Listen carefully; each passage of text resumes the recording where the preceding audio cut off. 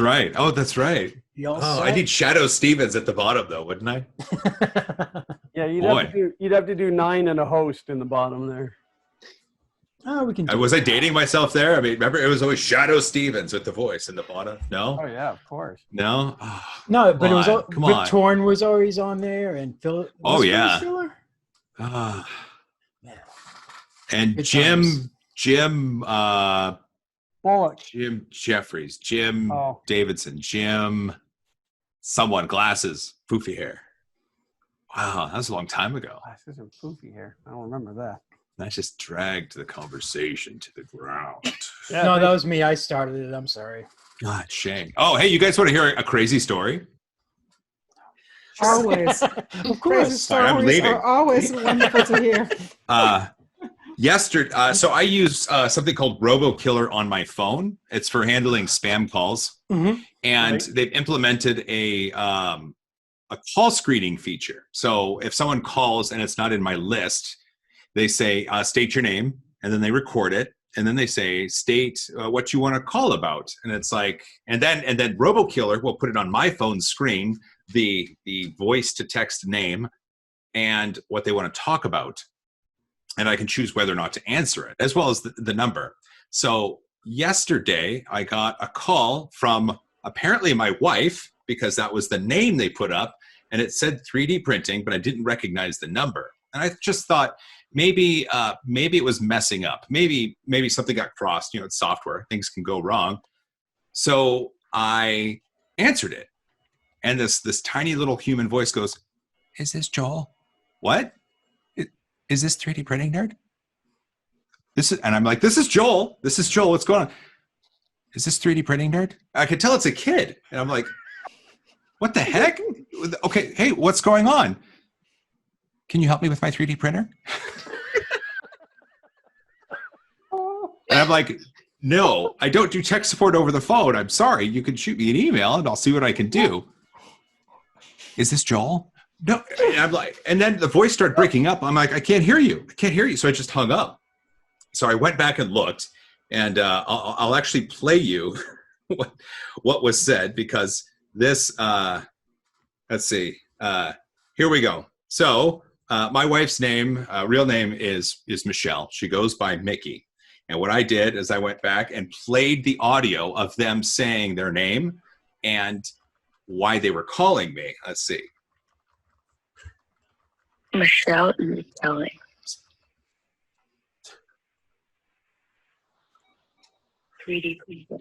So this kid tried to get past my call screening by saying my wife's name so that it would display on my phone. And I was like, well, this is kind of weird, right? This isn't normal.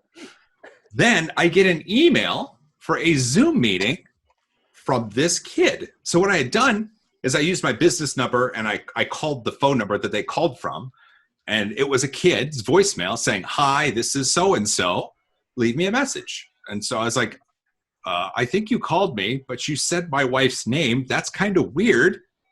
I hope everything's okay. I didn't know how to end this call, right? Then I get an email from this kid asking for a Zoom meeting, and I didn't click it, obviously, but this is where it gets kind of interesting. So the kid used his school email address to email me. So I now had his photo, I now had his name, and I had the school that he attended. And I Googled a little bit, and I now know where that school is located, and I know his parents' name, and of course I have his phone number at this point. So I'm very thankful. I'm not a mean person. I'm not going to try to do anything, obviously, but what do I do at this point? Do I try to reach out and make contact with the parents and be like, listen, your son tried to get a hold of me, but he exposed a bunch of information in the process. Just have a chat with him, make sure that it's okay? Or do I ignore it? Or I don't know what to do at this point. Do you guys have any ideas? Yeah, I would personally go through the school and have the school reach out to the parents about online safety, since he is emailing you from a school account. But schools are all closed. Their officers should still be taking phone calls. Yeah, no, the obvious thing here, Joel, is you need to reach back out to the kid and fix his printer.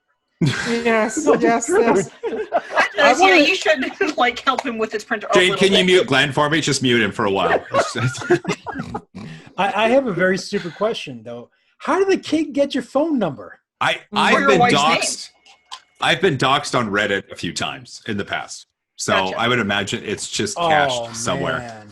I know that's where I'd put my hacker skills into play is to dox Joel. I mean, So according to information I figured out, I think this kid, his name is Chasen, and he's in the 7th grade, I think, according to information and timelines. And Smart boy, huh? I would assume, well, smart boy. enough to find doxed information somewhere, or Not going smart through enough to voting share records or whatever. Identification information, though. Yeah, that's exactly it. So I mean, I don't want to hurt anyone. And obviously, I mean, I'm more than happy to attempt to help people that contact me in ways that are okay. But I don't know what to do. So I like the idea of contacting the school. I think that's an interesting way to go for it. If the school doesn't respond to you at that point, I would go to the next step and go to the parents. But I think the parents might be freaked out if you use them as the first step. True, because then I'd have to use some of my own Google Foo to get the parents' information, for contact, and that's probably a bad thing in There is itself. the possibility that He could be getting trolled 100%. This kid's parents also watch the videos. He could just do an FYI at the end of an opening. Hey, by the way, if this is your kid, dude. Smack him upside the head. Tell your kid to stop calling me. yeah, I will go through the school. I think that's an interesting idea, and I could be. You never know. If you're here, hey man, don't call me. But that's just it's really interesting because we obviously live in a more connected society, and there's a lot of information available. But these kids don't understand how forever the internet is, and so. How do we go about educating people? How do we tell them that, look, what you just posted, you can't ever delete that. Like, really, that's there forever. They've been doing those social experiment things with like teachers and parents. I don't believe this can travel across the internet, share this, and let's see how far it goes things. Oh, yeah.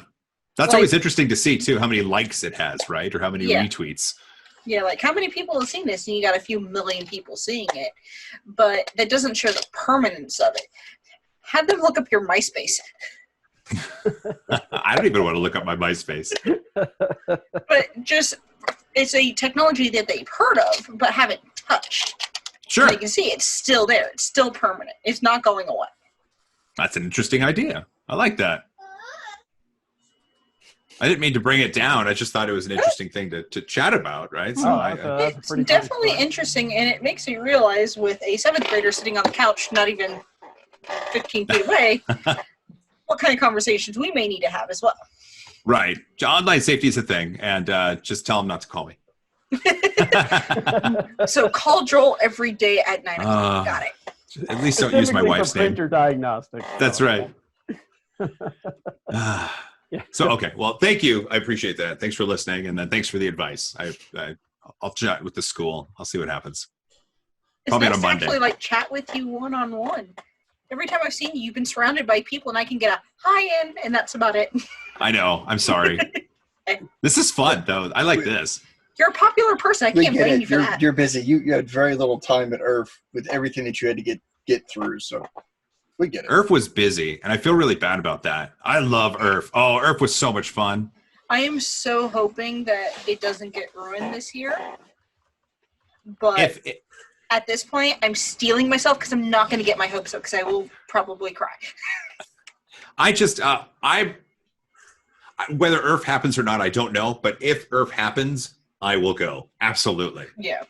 I know we plan on safe going. Whether enough? we have a table this year or not is still up in the air, just because of everything going on with moving and job hunts and stuff like that, and then the wonderful Corona. Table, maybe. Attendance, yes. Absolutely. I just, I hope Shane goes because I want to give him a big old hug. I hope Shane can grow his beard back by then because he looks a little funny. He looks younger. Yeah. You've seen that picture where it shows like a big gruff man with this big beard, like a cartoonish man, and then it shows a shave and then it's a little baby face next to it. Yep. Yeah, I learned my lesson with the beard. I'll just, I'll let it grow normally. When I pulled the stream up, when I pulled the stream up earlier, I said to Xander, I said, Xander, you got to come over here. You got to see Shane. And he looks and he goes, that's not Shane. And I'm like, yes, that's Shane. No, that's not Shane. I'm like, that's Shane. Yeah, when I saw the announcement video, I'm just sitting there going, like, what in the world did he do? Wait, which I like one? him that way. I think Shane like looks Shane. fantastic. Yeah, Yes. I like Stop, him that you way. make me blush. You should keep I it. agree. Everybody else is shaven. I've decided I'm not going to. Don't lie to the man. I No, haven't shaved he in a doesn't month. look bad. That's all I got. I'm sorry, that was also always you say is like, don't lie to the man. Perfect timing. You Look don't at look this. horrible. You just don't look what I think of when I think of same old Shane. I think glasses, beard, and gummies. Oh. Is it wait, hold on. I forgot. I have this. I won't mention the other thing that he was known for. So. Being a so-and-so. Uh-huh. There you go. Oh. There's my gummies. Yummy, yummy, yummy, yummy, yummy. I'm gonna brave the grocery store today because I want candy. My candy of choice is Milk Duds. They're my little power pellets. Yeah, I'm not allowed to buy any more candy. Milk Duds. Milk You Duds should are amazing. go get some Milk Duds and eat them and think of me while you do that. Okay. I will not disagree with buying candy ever. Right now, I can see 4 bags of jelly beans from Easter, and there's a Costco thing of M&Ms underneath his desk, a Costco thing of jelly beans underneath my desk. Oh, the Flock Spring. He made those containers. See, this is a perfect candy container. I got a little one of those. So then you could add jelly beans. You could add M&Ms. What do you got there, Kat? It's a basket. Almost empty. There was is or was Swiss chocolate in there, but not homemade. So we bought it that way. Awesome. Oh, chocolate's good Swiss too. chocolate is always good. Yeah, I have a container right here. That's where I keep it. That's my container as well. That's the best one. Before containers and after containers. I've also found during this time of staying home more, I've rekindled my love of beer. Oh, yeah. And I've gotten Did you less gain weight? movement. Did you gain weight? Yeah. I mean, obviously, I'm an eighth of a ton at this point.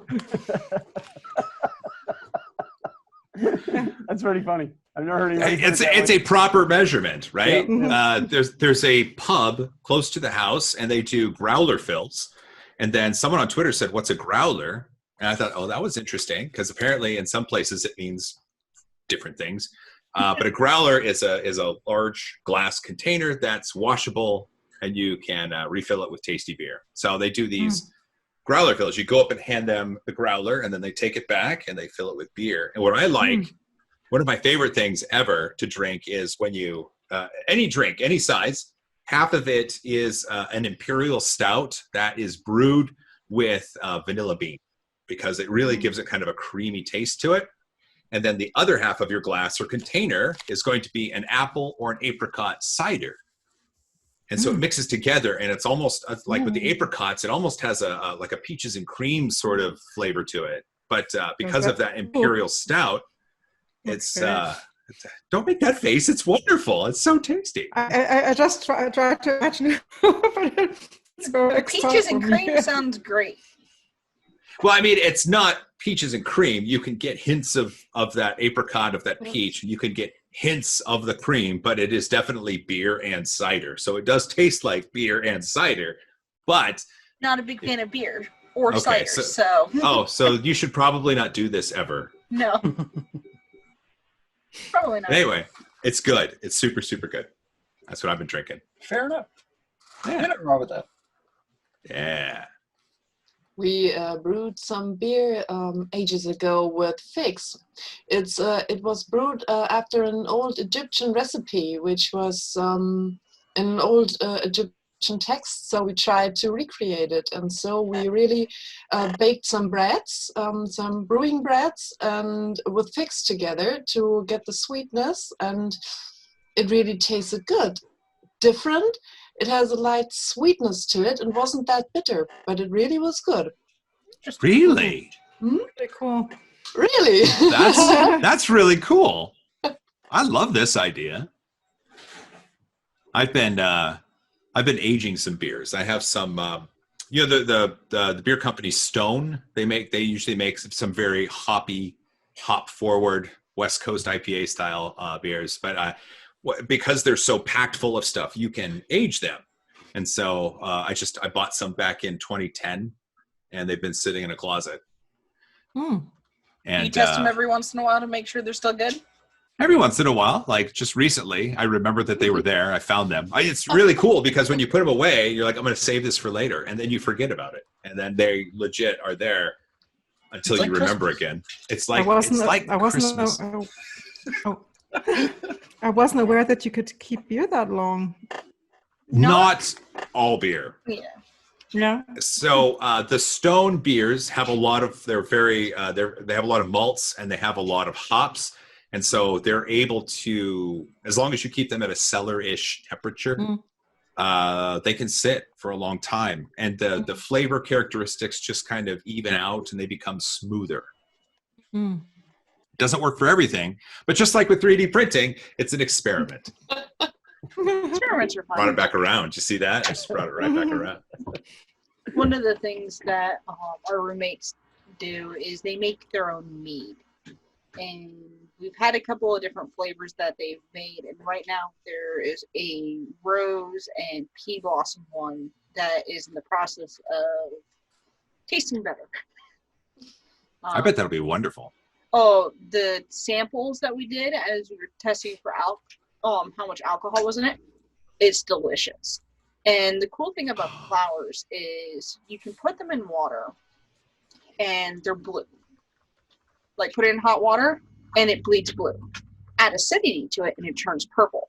Right now it's this beautiful amethyst color. That's really cool. Yeah, it's amazing. So we're hoping it'll be done by Christmas. Okay. Keep me posted. I'd love to hear how that finishes. Oh yeah. That'd be cool. Oh crap! My printer's running. Did you not realize it was supposed to be running? Well, I mean, I hit print and then I forgot about it, much like my beer. There we go. There's surprises everywhere. Well, and the cool thing is, without seeing it moving, to let you know, we can't hear it. Right. Oh, hey, let's see if you can hear stuff. Here we go. I'm gonna turn it off. Okay. Anything? Hear it a little bit. Tiny bit? Okay. No, nothing. Well, if you talk, you can hear the fan when you talk. There we go. Now you're fine. There we go. Now I'm fine, yeah. That RTX voice is good. It's about that time to say goodbye from me. This was a lot of fun. Thanks for letting me crash your stream, Shane. Hey, not a problem, David. Early. I'm sorry? Formerly. Look at that. I even spelled it out right there. No, but I even sat there. I was just like, who is this person? And I sent you a message and I even like texted some other people. I'm like, who is this person? Yeah. I had no idea who it was. Me. Yeah. It was me. Yeah. That's fine. But at least now I'll send it back to David for my son to do his Zoom calls with his class. You'll probably forget it and they'll be like, what the heck happened? Yeah. I mean, I forgot my printer started. I forgot my beer. I'll probably forget this too. Well, hey, everybody, have a wonderful day. I'll try to back on later and be awesome. Love you all. Bye. Bye. We love you too. Bye. All right. So there he goes. With that, how you feeling, Shane? I'm sorry. How you feeling? Tired, but I'm okay. I got up at 3:00 this morning just to make sure that I was semi-functional and things were working. So how many hours are you going to be awake by the end of this one? 31. 31. So not as bad as the last stream. Yeah. The last one, it was what? 5 plus. Yeah, it was roughly the same. I thought you were up longer because you couldn't fall asleep. I couldn't fall asleep the night. No, I went to bed early because I knew if I tried to go to bed at a normal time, I would freak out and wouldn't be able to sleep. So I remember I went to bed at like 4. I got up at 11. Mm-hmm. The show was at 5. So what? 11, 6 hours. Yeah, it's roughly going to be the same. I can't wait to see what memes and gifts come out of this one. Well, Happy is not coming over. The door is locked.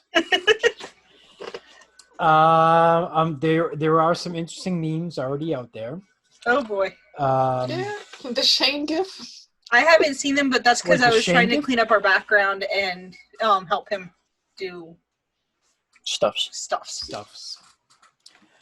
All right, so if you guys will grant me a moment, I would like to bring out our next guest. I'm bringing him on early because of they have a little one that might need attention, so they might drop off early. So, and I know I'm going to butcher her name brutally. So I will apologize well in advance. But if I butcher your name, it just means you're in a special group. So Miss Synthetic Ephemera is coming on. Oh, awesome. Give her a minute for everything to queue up. Glenn, you need to relax a little bit. You're too excited. I know. You look so tense that you could break walnuts. Actually, went outside and did some outside work today, so it's very people-y out there. So I try not to go out there. Okay, well, It's weird out there. Her video and everything else is syncing up, and should we have a drum roll? Well, yeah, give her a minute because she was hanging out. Just let me do this just in case of she doesn't know yet, but she'll pop in. I'm honestly amazed the little one behind us has behaved as well as she has. She normally, once she sees a stream, she wants to be in front of the camera. Well, every once in a while, you see the little face come over in between you guys. Yep. So, hey, she's behaving. I'm happy. Now that you said it, she might change her mind. Good thing dinner's right around the corner. I can just throw food at her. Yeah. With a slingshot. That's how we feed our kids. Just take it. Just throw it. Let them exercise. Catapult. No, but I just get a kick out of the headset with you guys because the last time when Happy was over here, I couldn't put the speakers on, so I had the headset, and I'm like, damn. So I put the headset down here, speakers out, and I turned it up all the way, and that's how him and I did the show together. There we go. Okay, sorry. It was in full screen, and I couldn't see the little bar at the bottom, so I couldn't turn video or the mic on. And I had to, resize the window, even though full screen should bring it up. Wait, I have to say, speaking of the little one. Kat, Yeah. I don't know if you muted your microphone. Okay, never mind. I thought I muted your microphone by accident. No. I just wanted to talk to my husband. Oh, That's okay.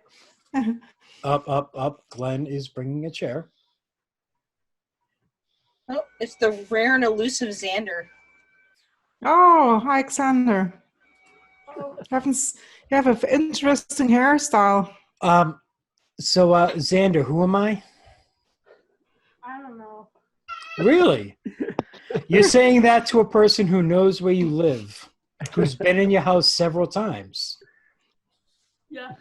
You want to try that again? Well, somebody under that name has been in this house, but it doesn't necessarily mean it was you. Really? Okay. Anyway, say Xander. Hello. How are you? Yeah. How are you? Xander has opted not to shave through all of this either. I know, and a haircut. Yeah, oh yeah, no, he won't let me cut his hair because I'd give him this haircut. Are you going for the Justin Bieber look? Oh, I really. Yeah. Oh, there's help for him. Yes. Unless we're talking about Justin Bieber's bank account look, then that'd be okay. Oh. I'll definitely take his bank account. Well, everybody's going. And he's gone. That was quick.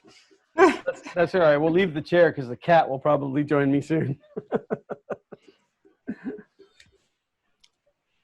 Yeah, I heard you guys talking about cats straight before I came on, and I just want it to be known that I have a cat that does high five for treats and one that shakes paw for treats. Oh, that's awesome. So I'm making my cats into dogs. That's cool. Wow, this stream really has been fueled by Coke. Well, Coke Zero. Oh, there's another one. No sugar for the Glen. I'm hoping to pick up a sponsor. I was nice enough to put mine in a special can so that it wasn't advertising. That's why you. But it's very obvious. First. Just saying. So synthetic ephemera. Your what do you have in your hand there? I'm trying to put one of my doll heads back together. Yeah, I can see all the dolls in the background. In the closet. My collection. I was trying to put her antlers back on because they fell off. That's awesome. Cool. She was sitting behind me on my pillow, but one of her antlers bailed into the floor, so I was trying to get it to stick back on. Okay. So your workshop seems to be big that you're sitting in there. Well, no, it's more. Go. Yes, go. I want to say hello. Let her say hello. Let her say hello. Hi. She's feeling better now. She was sick earlier and didn't want to get off me and took a very brief nap, and now she's fine. No, it's not really a workshop. It's actually yeah, you got that. It's my it's part of my dining room, actually.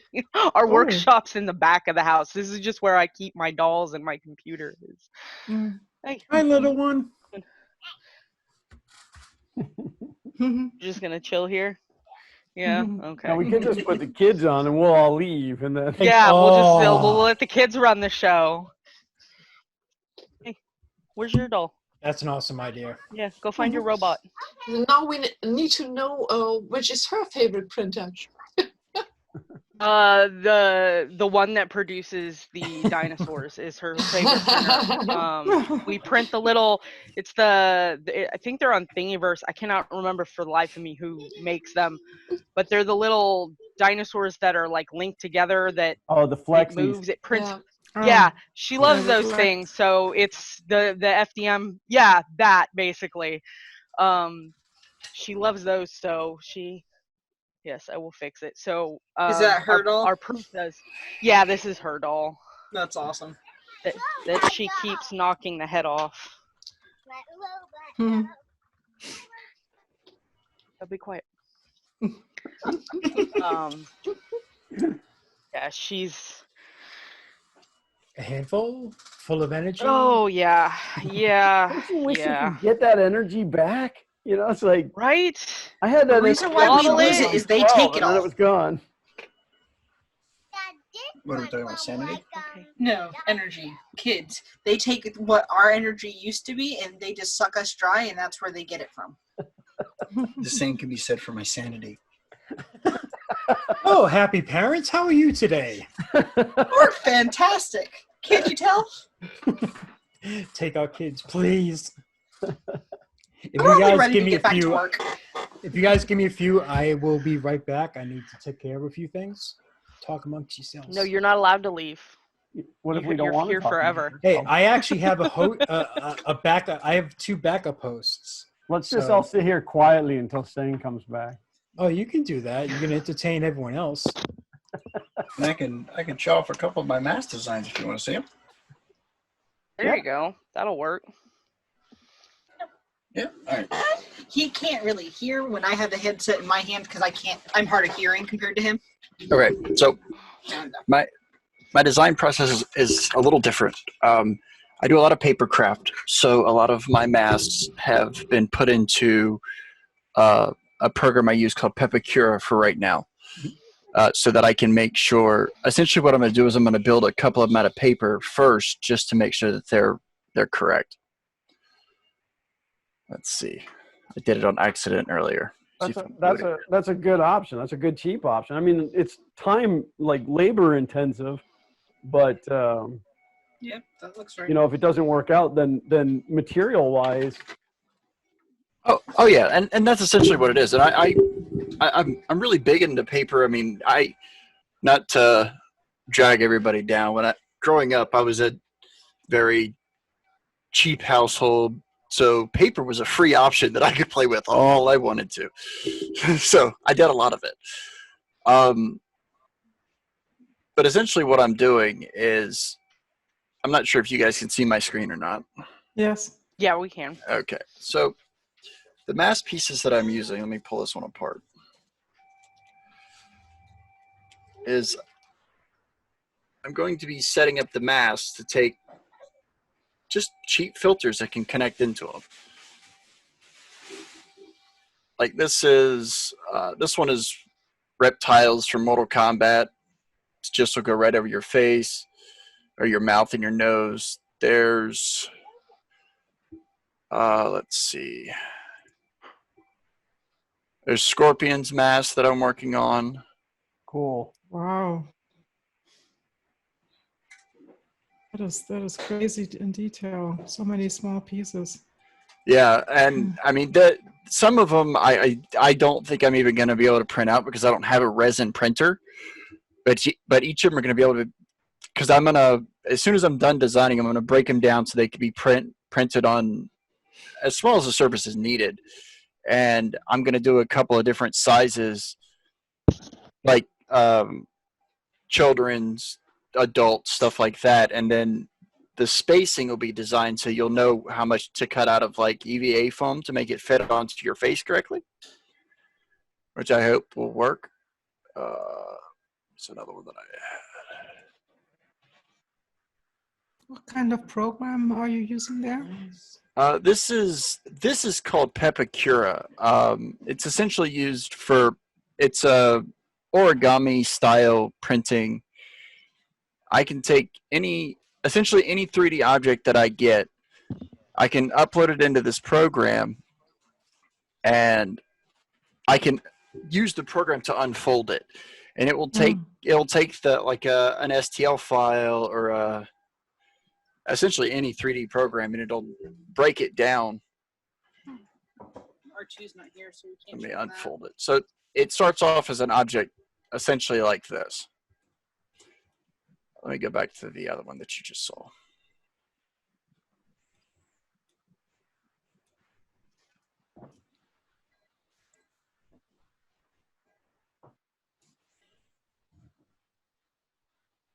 So I do most of my design in Blender because I know how to use it.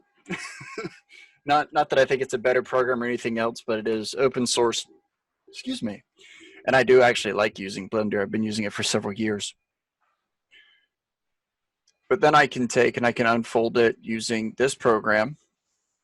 I can set my sizes right in here to how big I want and everything, and it will take and it will unfold it. And as you can see over here on the other side, I can print out this onto basic cardstock, go through and cut it out with an X-Acto knife. And you can also do this with EVA foam.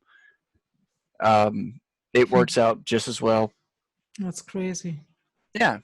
I mean, I enjoy it. I do really, I was the large time-wasting personal 3D printer, as I'd say. It's about as close as I got until I got my own. And how much does that program cost? Pepakura is open source.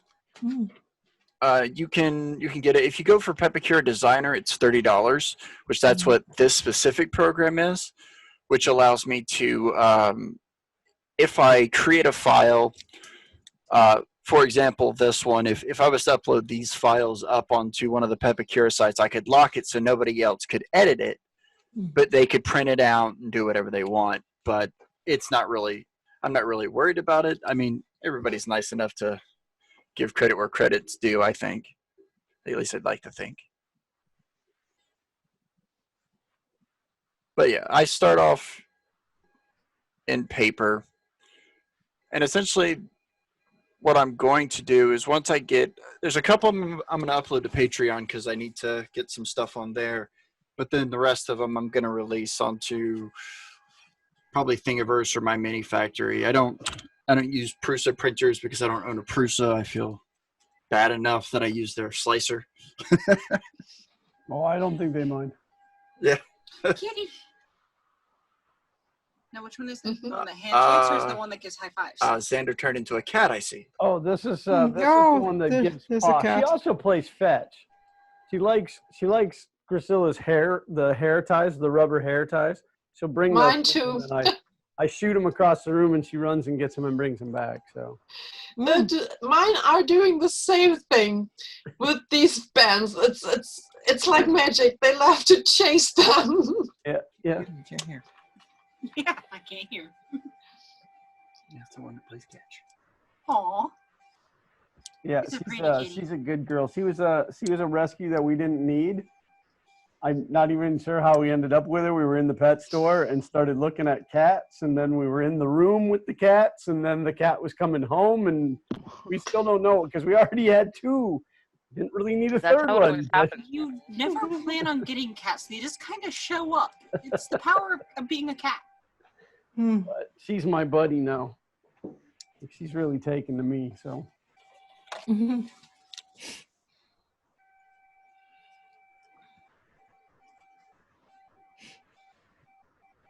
But yeah, I said that I'm going to start having her on all my streams to take over like Martin does from 3DP Iceland. You know, like everybody just watches his stream for the cats. So I'll go with that. He has the shirt where I'm only here for the cat is on. You need a 3D printer, like a little headset that she can wear with a microphone. Awesome. That would be worth filming just as I tried to put it on her. The supervisor. That's awesome. Yeah, she's a good girl. When we first got her, she was only 2 months old, so she was I mean, not that she's not now, but she was very rambunctious. She was very much a kitten still. So she just like tore through everything. But she's calmed down a bit now, and the other cats adjusted to her, and everybody's happy now. So it's good.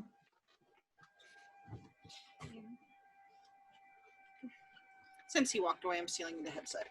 Well, you might as well. So you might as well be able to hear us. So at the end of the 24-hour stream, I'm wondering how much percent of it would be talking about cats or showing off cats. 50 to 60. All of it.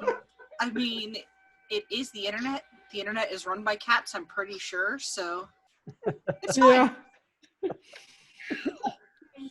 Well, I don't think when I got invited to this that, you know, anybody said, hey, this is what you need to talk about.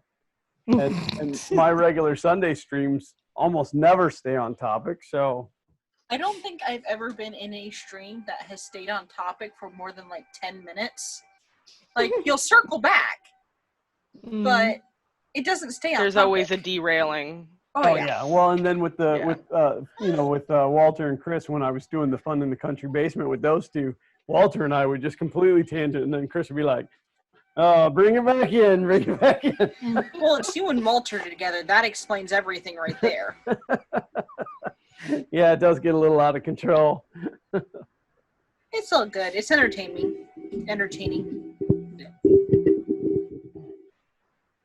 And then it's gotten stuff stacked on it again in the last couple of days because we're custom building a new PC, but the FK1 has finally made it back to its permanent home. That looks awesome. Permanent, because it'll still travel with me to shows, but... Are you going to bring it to Earth if it happens? Probably, yeah. Sweet. Can't wait to see it, because I remember when that was just a binder. Wasn't even a... Oh, yeah. This binder right here, you mean? Yep. And then what was really crazy was at some point not that long ago, I pulled up the trailer rendering video that I made of it, and it matches. Like the drawing, the rendering matches the actual product to a T. and I don't know why, but like I found that to be like shocking. But it was made off the files that the rendering was made from, so it would look, you know, and then and I'm like, wow, I must have done something right. It's also a satisfying feeling when it goes from one to the other, and it still looks the same. Oh yeah, well, and it comes out exactly how you wanted it to be. A year just in CAD before I cut the first piece or printed the first part for it. Mm-hmm. So yeah, I believe it. But it's going to get a little bit taller. When I picked the height that I did, I don't know how or why it ended up to be that height, but the printing capability is 475 millimeters. But to get to 1,000% benchy, I need 480 millimeters. So you're just that much too short. Yeah, I mean, yeah. So, I mean, yeah. But I figure, because I'm cutting new lead screws for it anyway to put the quad lead screws on it. So I'm going to make it, it'll probably end up being, I think 120 millimeters taller. Oh, nice. Anything bigger than that, and I can't get it in and out of the house by myself. I would need a second person. I'm amazed you can right now. It's about a 45-minute process to get it off the table, onto the hand truck, down the stairs, around the corner, out the door, and to wherever it's going. You know, like onto a Do you put that beast on another level other than ground floor? Yeah, it's my studio is upstairs. So this wall right here behind me is actually the stairs, so it has to go around this corner right here, and down. And if it was even you know 50 or 60 millimeters wider, it wouldn't fit through that door. Oh wow! So that had to be taken into account during design. And then my stairs run down; they run straight down to where the wall is. But when you open the front door, it kind of sits at an angle. So I have to actually bring it down the stairs, tilt it up, turn it, tilt it back, roll it out into the living room, open the door, spin it around, bring it, and then out the front door. Next time you move entire it, can you just have production. somebody film it and just do a time lapse of you trying to get this sucker out of the house? I should, but if there's somebody With to a hold funny the camera, melody they could in just the take the other end of the printer. Okay. Have the wife do the filming. You and Xander lug the printer upstairs. No, Xander can't lift it. And have Xander do the filming. There you go. I mean, even weight-wise, it's like a little bit too much for my wife, so she doesn't like to carry it either, and she's terrified she's going to drop it. So. Well, you built it. If you can't fix it, there's a problem. Yeah, but I don't want anybody to drop it either. We'll go from a 45-minute production to a 3-hour production, and him and Walter in the same room together trying to move it. Uncle Ron has helped me carry it down the stairs. There you go. I think Shane helped me carry it down one time. I mean, there's been a couple of times where people have helped me carry, and if we carry it down, then we can lift it above the railing and make that bottom turn a lot easier. If it's going down on the hand truck.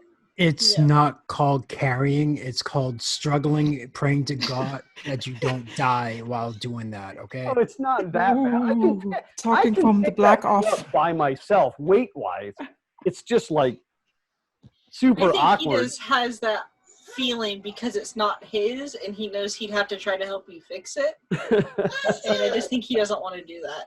Yeah.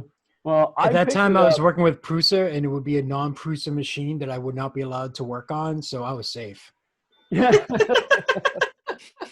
Yeah, I picked it up off the floor and put it up on the table where it is now. And I'm sorry, I just need to take a break. I need to eat something because I'm getting hangry. So I was told. So talk amongst yourselves. So you hangry? I can't picture that. You must need to eat all the time, Shane. But no, so I'm excited to get back working on that thing. And I mean, no, I'm not going to say when Earth happens this year, I'm hoping to have all of the changes made to it and have all of the self-leveling done. And maybe even by then actually have I'm going to make it large enough where I can print a 1001% benchy on it. So I'd like to have that actually done before. Yeah, that was my question. If you're able to use the full size of the build plate now, because you couldn't in the when I saw it. Yeah, because of the leveling, the leveling is really weird on it. It's very, very tedious to get the level exactly right. But I don't know. There's been different hiccups through. Right now I can actually use the whole bed. I just haven't done, like, I've done a lot of small little things, but never anything massive. Mainly because of print time. Which is always funny at like maker fairs and stuff. People are like, "Why aren't you printing something big?" And I'm like, "Because we're only here for 24 hours." Print a vase. A vase would be good. Vase, vase. I don't know how you call it. Well, and that's the other thing with the height too. Everybody, everybody's like, "Well, you don't have to make it tall. You got that big bed," but there's still things that you need to print upright that you can't print on the side, and the fact that the bed doesn't move. It allows you to print very tall and intricate things because it's not jerking around while it's printing. So, hopefully it works out. I don't know. Again, How long would such a benchy take? Okay, so at 1,000%, actually at 998%, which is what fits on there, with a 20% infill, which I realize is ridiculous. And a 0.2 layer height, it would take 15 days. Oh my word. Which makes the time lapse from says like, "Oh, getting ready to start a 30-hour print," and I'm nervous. And I'm like, 30 hours. Ha! But yeah, I mean, obviously you wouldn't do it at a 0.2 layer height, and you wouldn't do a 20% infill on something that big. So, can you imagine doing a print that would take 15 days and fail on day 14? That's when you just lay on the floor and cry. That's why I own a sledgehammer. I mean, that's 3D printing for you. That's just the way it goes. But it does run on a battery backup, so like power fluctuation isn't really an issue. It's just like the other weird things that happen. But who knows? I mean, I emotionally break down when my 24-hour resin prints fail. I don't know what I would do with a 15-day print. I don't know. Get out the 3D pen and finish it. Yeah, just fill the rest in. I mean, I guess on a benchy, 14 days into a 15-day print, it would just be the stack. So I guess you just have that little. Now it's nuclear powered instead of steam. Who knows? But I think on 1,000%, I am gonna have to put supports in for like the window and stuff, the back square window. I don't think it's gonna bridge that. It's gonna be 8 or 9 inches wide. So. Well, you would have built-in curtains, I guess. That'd be all right. Maybe I'll work. Yeah, that makes sense. It's the Martha Stewart benchy. It's got curtains and fully furnished. It'll be able to fit. It could still work with Martha, but I was gonna say I could put bars in there and make it a prison benchy. Oh yeah, that is different variations. That's cool. Yep, works either way. But I did get a pallet too, so that I don't have to like do a 10-kilo roll. I can do 5 regular kilo rolls and have it just continue, so I don't have to worry about the storm. Makes sense, yeah. But it'll be. I think it'll be more nerve-wracking to click the print button than it will be waiting whatever time it actually takes to print it. So, but now Chris Riley did one, and I can't remember what the scale ended up to be, but he did it on his Folger Tech, and it didn't take nearly. I mean, it was a couple of days or a few days, but it didn't take weeks. So again, you wouldn't do it at a 0.2 layer height, and you definitely wouldn't do 20% infill. It would take so much filament, and then you wouldn't want to move that thing. You'd actually need a boat trailer to take it anywhere. I just imagine the first layer watching. So like 15 hours for the first layer or something like that. The first 24 hours will just be the first layer. So what kind of nozzle do you have on there? 1 millimeter or what? Right now it's a 0.4. Really? Are you crazy? Wow. Okay, so no, there's a reason for it. It's got an E3D V6 hot end on there, and when I did it, it came with the 0.4. I also bought a 0.8, but I've never printed with anything. Every printer I have is a 0.4. So when I first started, I was using the 0.4, and then I switched over to the 0.8, which I don't have that print in here right now. It's out in the garage. But I realized at that point I had no business trying to learn how to print with a larger nozzle before I had that thing dialed in. So I switched back. I went back to the 0.4 because I'm familiar with it. So then when I print a Benchy, I can go, yes, this is right. And because I had a lot of Z wobble issues when I first started printing with it, which this printer, the Z doesn't move. Like there's no way you can get wobble in the Z. But what it turned out to be was one of the pulleys I had was slightly out of center. So the extruder itself was chugging as it was moving across, even though it was slight, but it was causing that wobble in the Z. So by putting the 0.4 on there and printing normal models, it kind of gave me an idea of what was going on before experimenting with larger nozzles. But it will run a 0.8 for the big print. So. Yeah. Well, then you would have about a week for the print. I don't know. I'll have to run it back through the slicer again. But the slicer, I'm still not using Prusa slicer. I'm using Slicer Prusa Edition. Just because I already have it configured and I'm comfortable with it, and I've just never moved on with technology. But when I first built the printer, and I built the profile. Again, there's no profile for this printer. Nobody's ever built this before, so I had to design my own profile. When I put the size of the bed in there, which is 400 by 1200, it glitched, and anytime that you'd put a model on the bed, it would throw it way out of the print bed. And so I went on GitHub and opened a bug report, and they actually fixed it for me. I think. Oh, wow. Because how many people have that large of a print bed? But yeah, so that's my big claim to fame. So yeah, you drop a model in there and it would just like pew, and you're like, where did it go? And it's like a mile. Yeah, it's so I had to lie to the slicer and just tell it that the print, and I can't remember. I think I had to tell it was larger. I think I had to tell it was 1,000 by 1,200, and then it was fine. It's just when I brought it down to the 400, it didn't know how to handle it. So, but yeah. So I've sliced things large, but I've never printed anything large. And again, it's out in the garage. I did a big Makey robot. That's the biggest that I've done. And you can't find him. No, he's in a tote in the garage from Orlando Maker Fair. Oh, okay. It's because they were so big, there's just not enough room for him and Xander's hair in his office. That's right. He said he's still getting bullied.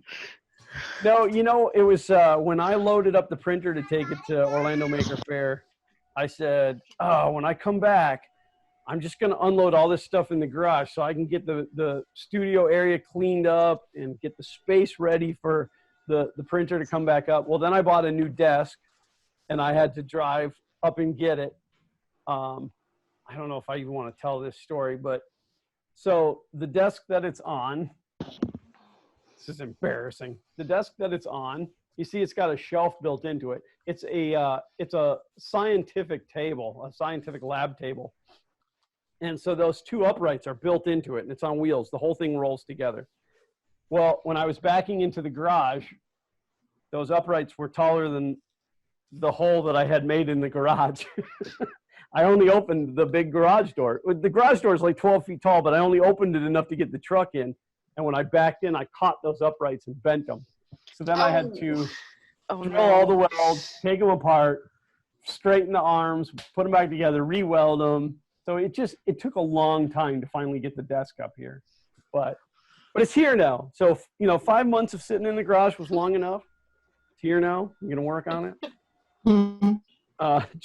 Joe from Project Red provided me with a Duet 3D DuX board so that I'll have the additional drivers to run 4 Z motors. So it'll allow me to do auto tramming. So it'll level the whole entire carriage for me automatically. So then I don't have to be so careful with it when I move it. So it'll be fun. Good times.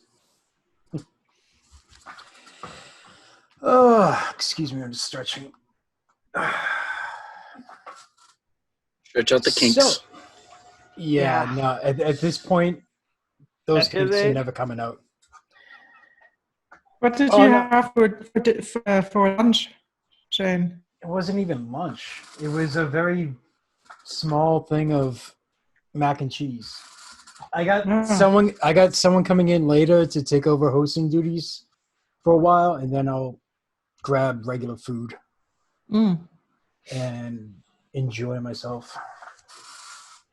Because last time it was, Happy came over and everything else, and the dude brought donuts and coffee and everything else, and we're on camera, and I'm like, man, if we went on camera right now, I'd just hug you. Because I didn't think in advance, like, oh yeah, you do have to eat.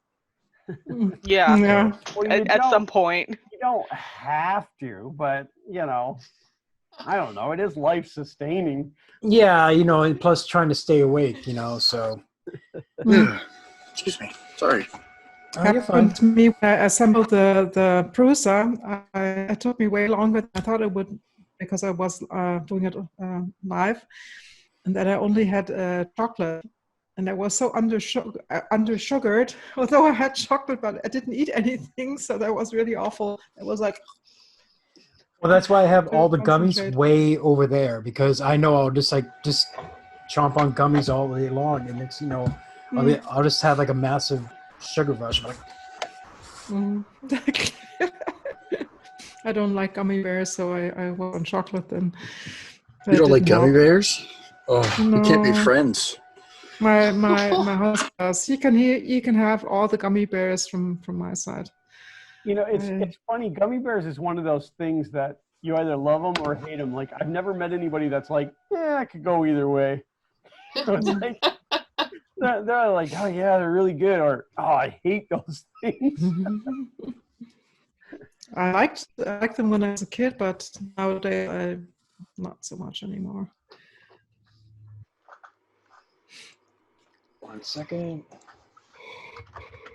Well, I think being that we have reached the top of the hour, that I'm going to drop out, duck out.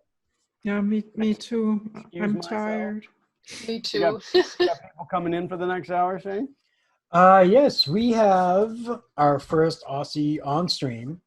Miss Billie Ruben is coming up, and Ooh, Billie! Geeky Faye should be back if she's done with her dinner, and better brought me some leftovers. And this was supposed to be when I was coming on, but I came on early. You never know. We're happy to have you here. You have a little one running around. You never know. So not a problem. It all works out in the end. If I have some insomnia tonight, I will bug you, and maybe I'll pop back in. And not a problem. Just send me a message on Twitter so I know, because of course. Because what's his name? Joel is funny because I'm like, it just says Dave is in the waiting room. I'm like, who the hell is Dave? And I'm going through the schedule, and I'm like, there's no one whose name is Dave. Like, I don't have anybody named Dave. Yeah, that's exactly what it was. I'm sending other people messages. I'm like, who's Dave? Did you send them an invite? Yeah, so that was funny because he's like, why aren't you letting me in? I'm like, is this you? He's like, it's me. I'm like, why did you? There you go. You're in. So that's awesome. That's great. Is it possible to jump in spontaneously tomorrow morning, for instance, when Wellbot is on? Yeah, you can. Just like it's the same thing like before. I mean, like you'll pop in, I'll see you in the waiting room. So usually the best thing to do is send me a message on Twitter, just to make sure I can see you there, because If I don't pay maybe- attention to it, I Yeah. won't see it. You'll be waiting there. Okay. 20 So we should maybe look for at this for the second slot from JT and Kathy O'Malley, Wellbot, 3D Revolution. The second slot there, I might jump in. Yeah, Okay. you too. Yeah, I was gonna say we should look at the schedule and see who we want to. When I'm awake, I will join. Oh, If so you you want to guys gonna have me actually again. sleep first? Yeah, never mind. You're not allowed in. Yes, yeah. I'm just. Well, I can join in as Dave if you like. Yeah. No, because you know what's gonna happen now? Everyone's gonna gonna come change in their as name to Dave. Exactly. Everybody's coming in as Dave from now on. I just wanted to thank you not only for doing this, but for not putting me with Walter and Crispy and that we don't get along anymore. You know. Oh we no, I heard that. I mean, I heard it was a all hate each breakup. other so much. It's so funny. After that conversation that you and I had, I reached out to both of them and I'm like, have you guys heard rumors around the community that like we all don't like each other anymore? Yeah. And like both of them were like, no, I haven't heard that. And I'm like, we ought to capitalize on that somehow. But in reality, they sent a message to each other. How did Glenn find out? That's probably the truth of it. Like, whew, we're finally rid of that. Oh no, he knows. I did notice there's a new stream coming up just called Country Basement. I don't. All right, guys. It was a pleasure being here. Thank you. It was nice seeing you guys. Having you. And maybe I'll pop back in some other time. Okay. Okay, I will also leave. Me too. Like always. Bye-bye. It's nice seeing you two again. You have people waiting in the waiting room. We were going to skip out too. Okay. You're more than welcome to hang out if you like. So, Yeah, I'll probably jump back in after yeah, dinner. because like right now we have Billie Ruben on deck. She's ready to go. And we also have Geeky Faye, who was on previously but went to go have dinner. Yeah, I'm not jealous about that at all. So I'll see if I can. I will be off for now. Okay. I just have to get up from this chair. no, I have no idea what you're talking about. You know, because my big backside has been planted in this chair now for 7 hours. I have no idea what you're talking about. You want me to DoorDash you something, Mary Shane? Nah. You're suffering for all of us. Yes, my You're backside. our personal Jesus. Yeah, you know what? My head's already big enough. You don't need to inflate my ego. Yeah. There's going to be no living with him after this. Yeah. Now, thanks a lot. No, it's okay because I'm recording this. Oh yeah, you know I'm definitely screen capping. He's gonna replay it. Oh, every morning that will be my alarm clock. You know, it's like going like you're a personal Jesus. You're a personal Jesus. You're welcome. Thank you. And see, I didn't have to ask. I put up. You just made this all worthwhile. Because they're like, who the hell are you? I'm like, according to Dasmia, I am my own personal Jesus. You Listen are. to me. Thank you. Thank you so All right. much for having me. I had so much fun today, much more than I had in the last weeks, definitely. Thank you very much. And we'll see us again, hopefully tomorrow or maybe later. Let's see how it goes. Okay. All right. Bye for now. Ciao. And I'll bring in the two girls so they don't waiting any longer. Hopefully it works.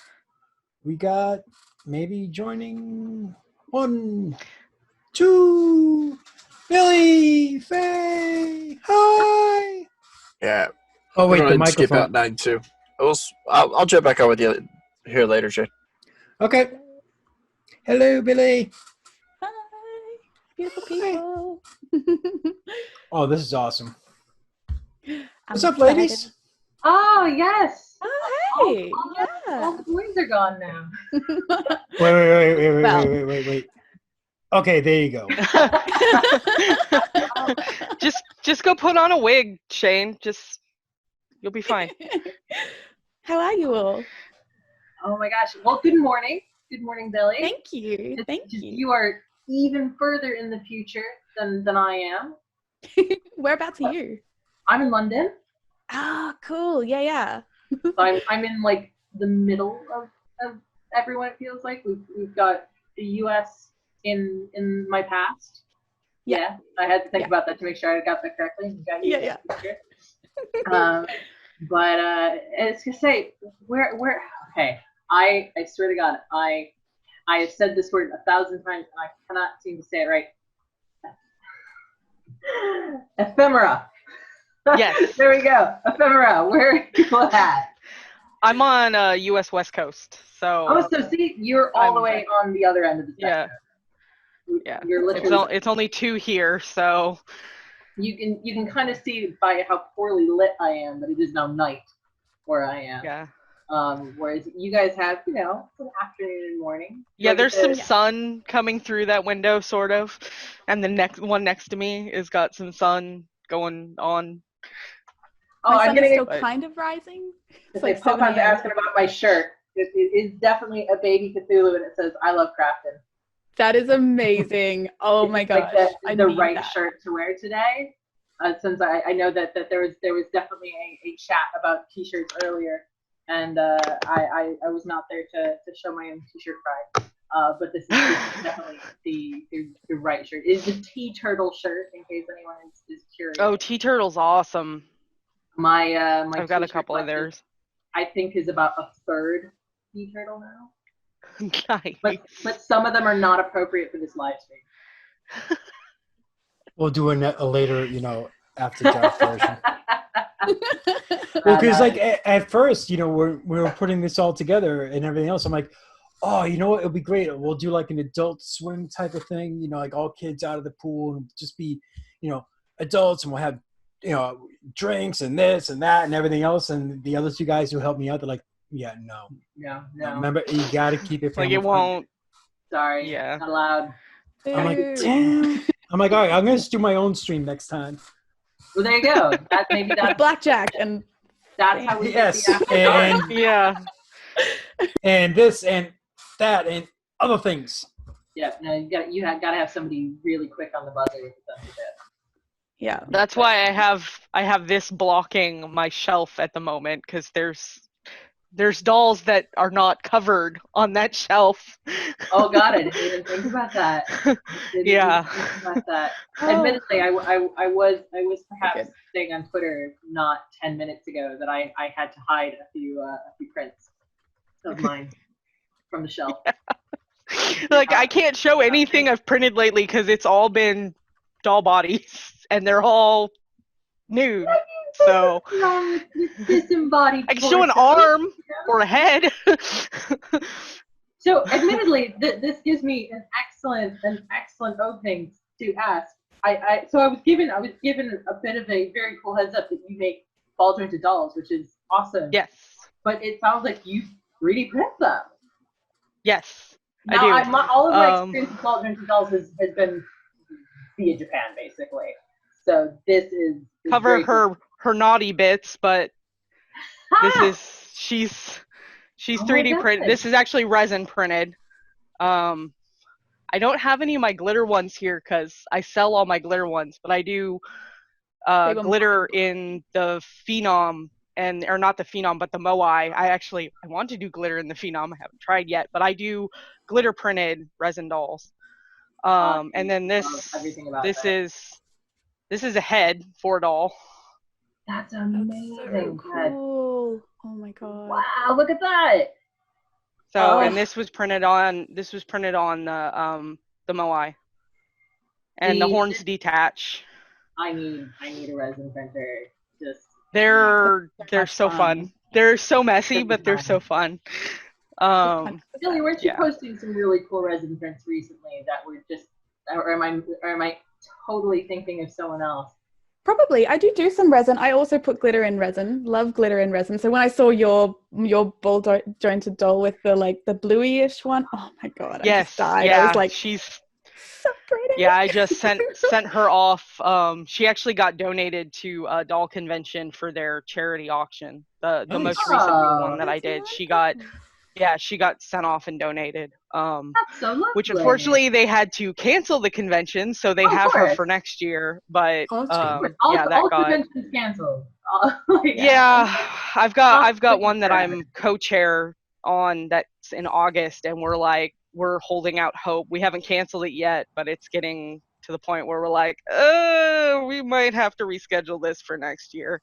Yeah, no, I've noticed that there seems to be a bit of a like, you need to like kind of wait until a certain point before you make our venue basically told us 3 months out is the cutoff for where we can say, hey, we're not doing it. So we have till the 1st of June ish to really kind of say yay or nay, but we're getting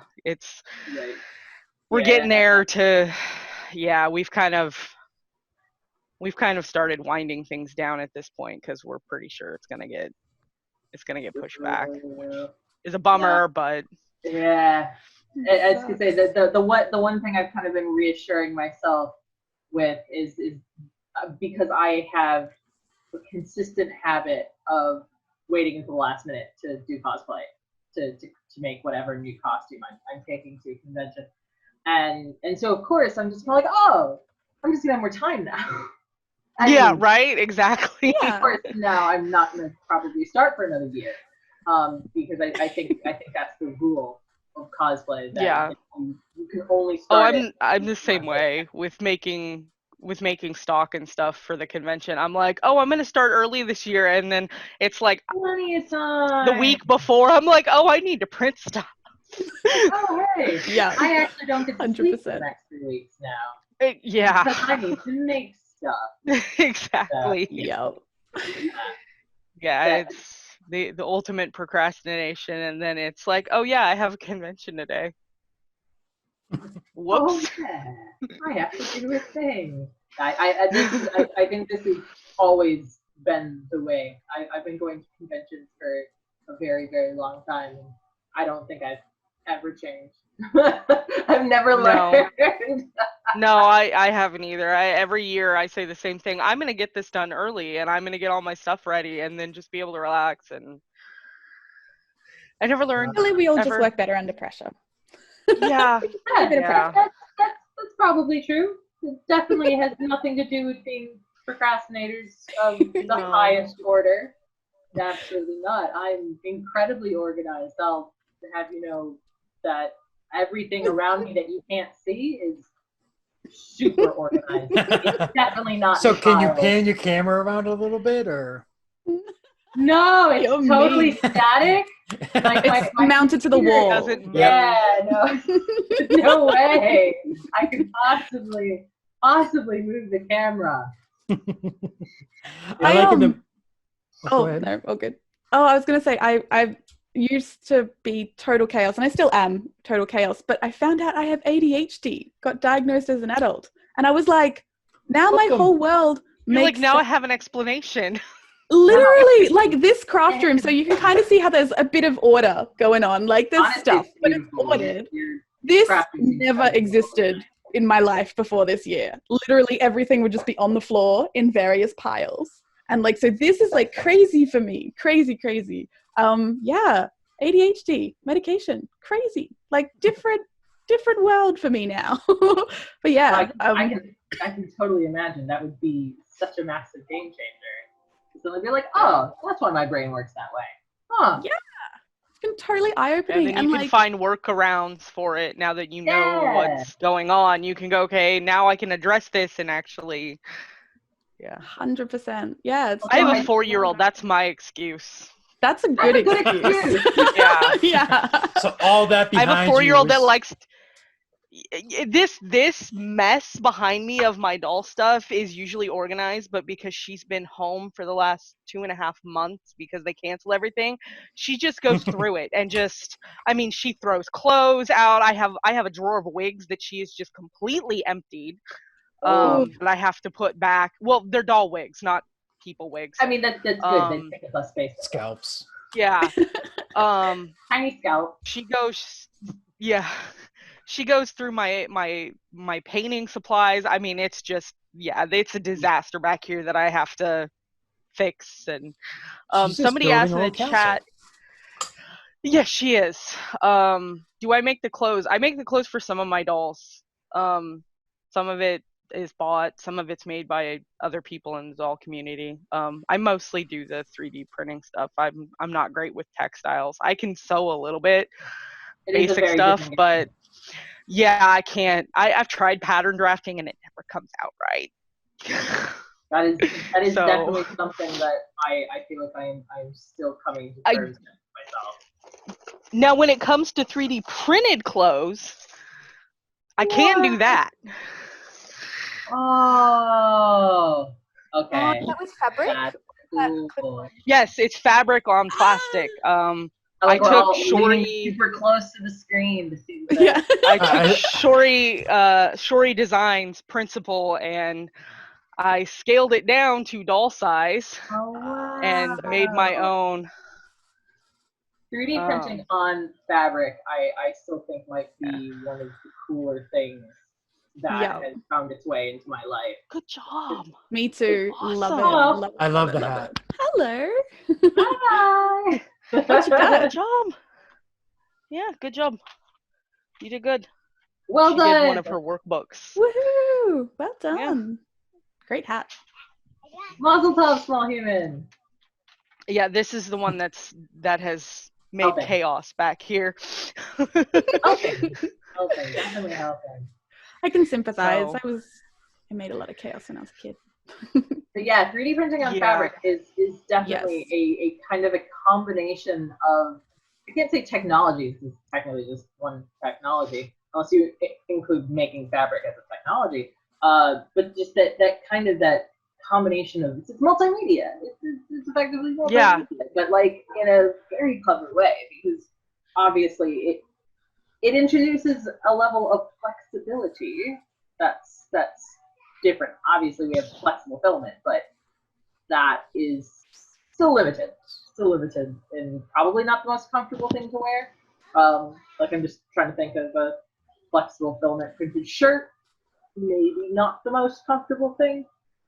Like this is pretty sharp. Wearing this on a human you'd need you'd need some padding and stuff for it. It's definitely the one thing I want to try though. Speaking of flexible, is I want to resin print one of these using the flexible resin.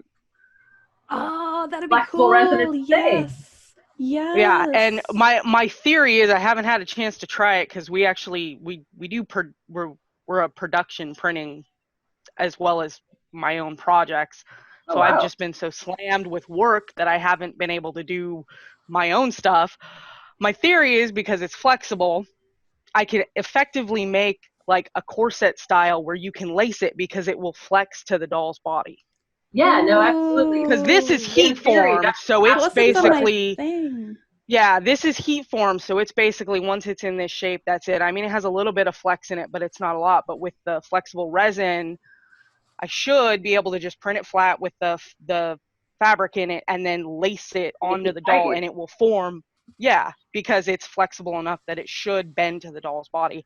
I want to try it. I haven't had a chance, but that's my theory is that should work. I would love to see the results of that. It honestly makes me think of latex clothing. Yeah, that's what I was kind of leaning towards is like, because I could basically make the boning in a latex corset with like the mesh and stuff and then have, the strips in the back with the holes and then just go and lace it up. Latex corsets work. They absolutely work. So it should work. Yeah, they suck. The dolls won't complain.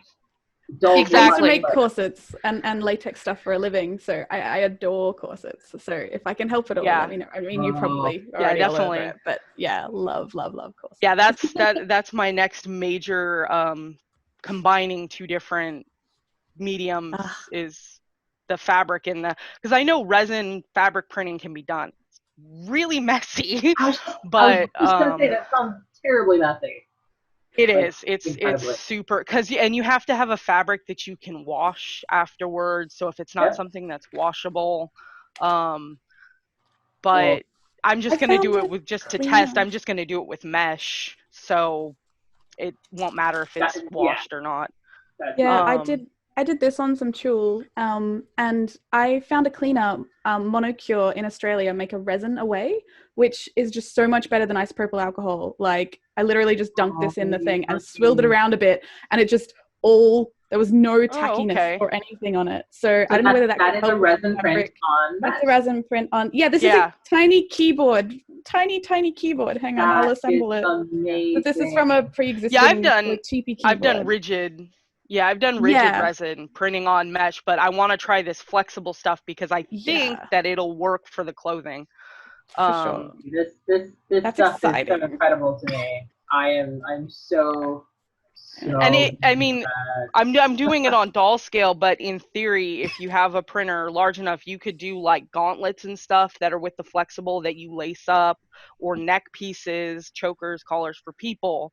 But it's easier for me to downscale stuff first for testing and then just throw it on my dolls and be like, oh, by the way, you can upscale it.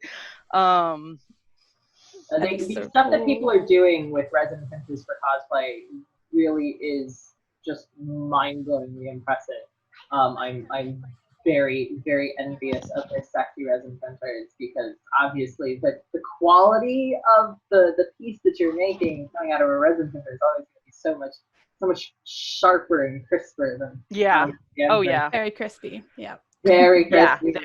You get really cheap ones now though, like the Elegrimars and the Photons. Like I only have a Photon. They're so cheap, and they are definitely impressively cheap now. I feel like I've just been kind of watching them, like their price come down, plummet, and it's like, okay, I am rapidly reaching that point where I'm like, I could probably make this work in a tiny London apartment, right? Like, you just need like an exhaust fan, just an exhaust fan to run. Yeah, and then somewhere that you can do the cleaning. Well, that too, but somewhere you can do the cleaning and not have to worry about it, getting on carpet or whatever, just something that you can and silicone mats. Get silicone mats, just the baking sheets. Just get like 8 of them to line everything under where you're putting your printer. No, the resin doesn't stick to it. It wipes up super easy. And if you really need it clean, you just take it outside in the sun or hit it with a UV light, and then you can peel it off. Yeah, it saves your surfaces. It's a issue, I think, more than anything here, unfortunately. I miss American-sized homes a little bit. As well as washers and dryers being separate units that also fit everything you own. Not stacked. No. I mean, perhaps there are people in the UK who have separate units, but you're lucky to have a unit that can do dry. But it's a single unit. One unit. Oh, wow. And also can only hold about 3 t-shirts at a time because it's big. Doesn't seem very water friendly. Washing 3 things at a time. It's definitely a thing. So that's to say, on the list of things I miss from living in the US. Large homes, washer dryers. I guess no washing your comforters there. No, God, no. Wouldn't even fit. Man. Do you have to go to a laundromat for that? Yep. Wow. So of course, they're called laundrettes, and also they're called duvets. Fancy. And also what, sorry? Yep. Duvet. It's a duvet. Or I believe yes, call it a Duna. Yeah, Duna. We're Duna down here. Yeah. Yep, Duna. I have Aussie friends here. I know what a Duna is. Yeah. And yes, absolutely, Stephanie. It is aluminium, apparently. So that I refuse. I'll say aluminium. Yep, 100%. It's definitely aluminium, and anyone who says otherwise is wrong. We could definitely get in a regional discussion of I'm losing my words. It is a little late here. Language. Yes. Differences. Words. Making. Saying. I make the thing. Crazy, so what have you been working on, Faye? Oh, sorry. I have been because I can't work on just one thing at once. I have to work on all the things at once. I have been preparing to paint these 2 beautiful Kill la Kill anime models for literally months. and they're finally almost ready. I did kind of the priming today, and I will probably give them one more once over to make sure there's no more rough bits that make me crazy, and then I can actually start painting them. I'm also finally printing, because my printer is functional again, the coaster holders that I designed. I basically have too many coasters, because this is the thing that happened. And they're not all the same shape or size. So I've basically gone into Fusion 360 and whacked up a bunch of designs, a bunch of different designs, like probably 3 different types for each variation of coaster. And I'm just going to print them all and kind of see what works best, and hopefully at least one of each one will work. Let's see if I've got just one done so far. Just the first one. Nothing particularly fancy, though it does look very nice in this marble filament. So I don't know that you can really appreciate it on my webcam. I'm sort of solving the issue with the coaster holder. It's definitely an issue. It was an issue with my settings. My first version of this print did not come out well at all. They basically kind of crumbled at the end. Not super nice. But I've also redesigned it to print the pillars separately, and so I can do them lying flat, and they'll obviously be much stronger that way. Yeah. But I'm not sure that this is going to be the winning design anyway, so we'll see. It's nice to have some variation. But simultaneously, I'm also drawing, because I am a fine artist as well, and I recently kind of remembered that I have a bunch of art supplies. But this is a thing that I own, and some of this stuff I haven't touched in years. So I'm gonna shift some stuff around here a little bit. And one of those things that I remember that I have is this beautiful set of pastels. And I remember being in university, being a wee baby in my early 20s in university, and spending way too much money on these pastels, because when you're in university and you're 20 years old, $200 is all the money in the world, and that's I think what I spent on these pastels. So I am. Don't need to eat. Just need pastels. No. Yeah, just need pastels. Art school, guys. Like. Yeah, I did that. I remember that. Yeah, so I'm also doing a pastel drawing of my cat. I know cats were banned earlier, Shane. I'm sorry. I'm mentioning cats, but it's for art purposes, so it's okay. So yeah, so like I am, in addition to the 5 other things, I'm drawing a cat. Honestly, it feels very nice to actually do that kind of physical art. It's been entirely too long. I've spent way too much time on a computer, so it's nice. It's same thing with like the painting of the models. Like I'm quite excited about that, to be able to paint these lovely ladies that are definitely fancy class. Ah, cool. Very yeah. And you did that without resin. That's amazing. Like, yes, this is FDM. This a lot of sanding. Yeah. A lot of sanding. You need a resin printer. You do. You would love it. Oh no, it would be an absolute dream. Though obviously I wouldn't be making anything quite this size on a LG Mars. You just have to part it out more. Maybe, yeah, just like you just have to part it out more. Yeah, I mean, I have seen those big sexy resin printers. I have seen what they can do. I have a Phenom, and it's I haven't even maxed out the Phenom's build volume yet, and it's still that's gold right there. I have 2 Moais too, and I'm like, oh, I can finally print big stuff, because Moai's got a big build space, but it's not huge. And we got the Phenom, what's the build plate of the Moai? The Moai is 150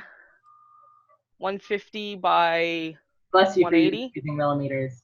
I love you so much. I think that's what it is. I mean, it might be slightly smaller on the X and Y, but the Z is 180, and then the Phenom's 400 by 1 60 by 200 something. It's got a elongated build, but yeah, it's, they're always you know, very rectangular, aren't they? yeah, well, it's the screens. Yeah. But it's, you know, I was like, I can print tall things now, and I think I've printed like one tall thing. That's me too. Yeah. But the bonus to the Phenom is I can load that build plate up with smaller stuff, so I can print, you know. That's the magic of SLA, isn't it? Is that you have the same amount of time when you have, you know, a 1-inch square covered on the plate, or the entire plate covered with the same height. Like, that's, I don't know. I think that's basically magic. That's incredible.